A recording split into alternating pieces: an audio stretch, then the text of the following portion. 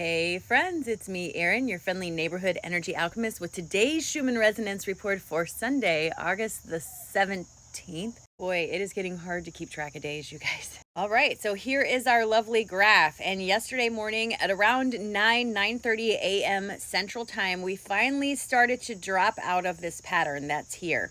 And then from about 9 a.m. until about 8:39 p.m. Central is this block right here. We relatively had quiet. There was a little bit of low level release in those upper chakras. So if your feeling of imposter syndrome was being stepped on, or if you were questioning some downloads that you were getting or anything like that, this was going on in between that space there. Then about 9 p.m. Central Time, we started to ramp back up into this big push of new energy that is still continuing right now at about 8 a.m., but it feels like it's starting to wrap itself up. Here is the Italian graph. As you can see, it's relatively quiet right now. We have a little bit of grumbles running across the bottom, but nothing too extraordinary. Yesterday, during this time period, we had more of an intentional release in the lower chakras. I don't have a picture of the energy, and it wasn't as intense as the day before, but it was definitely still there, kind of all running in the background. Like always, with this big white energy for me, it brings new ideas, inspiration. I feel like I want to get up and do things, and sometimes I end up just writing down the idea and I don't follow through on any of them. Sometimes it's rapid fire. Then again, last night I was done, tired, wiped out by like 7 p.m. and was in bed asleep. Woke up a bunch during the night, but at least I feel like I got some sleep. I will say, just on a personal note, the synchronicities for me yesterday were off the charts, one after the other after the other. I was constantly getting them. And something I like to remember is I was once told in meditation that synchronicities are like the hot and cold game with your higher self. The more you're seeing in a row, the closer you are to some sort of vibrational shift, right? Whether it's a timeline shift or a manifestation or whatever it is, the more of those you see building up, it's like the hot and cold game. You're getting closer, you're getting closer, you're getting closer, you're getting closer. Oh my gosh, there it is. So I'm pretty excited today. I'm waiting to see what comes forward for me, and I'm excited about it. In meditation this morning, my message was very clear. Here's something I want to remind all of you about, is this universe is built on the idea of duality.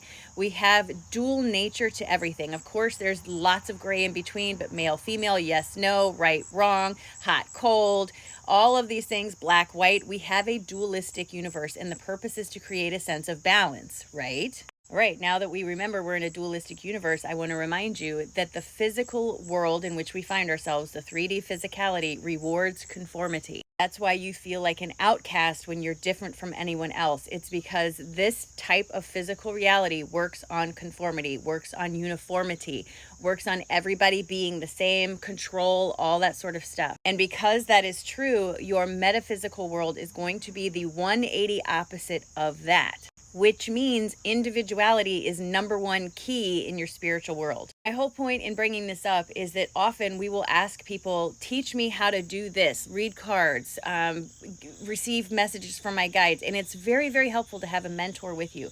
But something you have got to understand is they can only tell you how it looks for them. You are having an individual spiritual experience, and people get too caught up in the idea of it doesn't look the way it does for you, for me, so I must be wrong. And that's not right at all. Everyone is going to access their spiritual side differently. And while they may have common themes, they're always going to be different from each other. So yes, absolutely, turn to a mentor, ask your questions, but don't get all twirled up in the idea that you look different or your spiritual gifts manifest differently for you than they do someone else. That doesn't make them any less impactful for you or any less important for your journey. You are on an individual journey. And a lot of frustration comes up when someone will seek out a mentor and they say, well, that mentor didn't help me. But friend, their solution can't fix your problem. It's your problem. You have to figure out the answer. So mentors are wonderful to give you ideas and to help talk you through things and to sit and listen to you when you need someone to listen to. But ultimately, they cannot connect you with your spiritual side. You have to do it. What a mentor is like someone kind of helping to slowly walk you into the water. It's like a swim instructor. You have to be the one to swim. They can just sort of show you the ropes. Just don't get caught up in the idea that it looks different for you than it does for them, because that's purposeful. We're all individuals. All right, here's our cards for today. So my guides are asking us to reassess how we are looking at ourselves, even though we may be reluctant to do so, because in the society, the physical society we live in, we've been told that conformity is what gets you moving ahead. When you're like everyone else, that's when you're successful. But I want to remind you that the spiritual world is about authenticity. When you allow yourself to be who you are unapologetically without anyone else's judgment holding you back, that's when you're going to see the most amount of progress and the deepest connection to your higher self. This is also when you're going to start to see actual change come forward in your physical environment. I know it takes patience. I know it takes time to undo that training, but being authentic is the fastest way to see progress and a deeper connection with your higher self. It is not a bad thing to turn to a mentor, but remember, you can't be reluctant to understand that your gifts, your connection are going to manifest differently. So don't allow yourself to fall into that hole of comparison, especially in the spiritual world. Ooh, it is a spicy one out here today. We had some major storms roll through here last night, like more storms than we've seen all summer. It was pretty awesome. I was super excited about it. I know it's not easy to not compare yourself to other people. I still do it all the time, but something you have to remember is you are an individual and spirit manifests itself individually through you. You're like a spiritual fingerprint. There's no one else like you. How lucky are we that we get to know this version of you? I mean, I feel pretty privileged. I'm just saying. All right, so let's start our day off right here in the present moment with a positive attitude. Are you ready? Because I am. All right, take a nice big deep breath in and release.